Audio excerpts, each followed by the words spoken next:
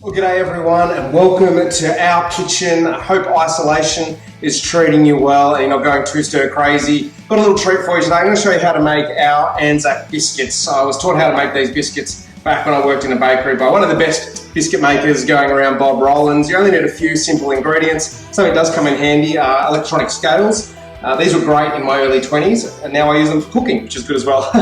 Bit of a joke you guys will get when you're older. So let's make these biscuits and then we can eat them, alright? Does that sound good? Yeah!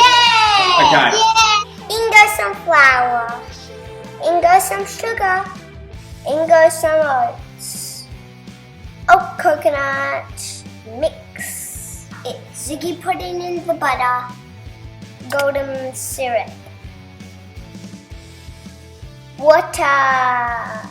Melting. Mix. Bi-carb Soda. Mix again.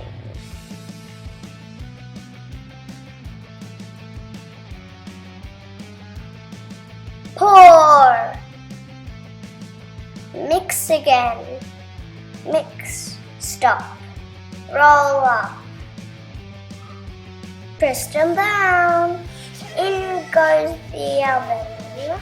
10 minutes later, they're ready. Yummo!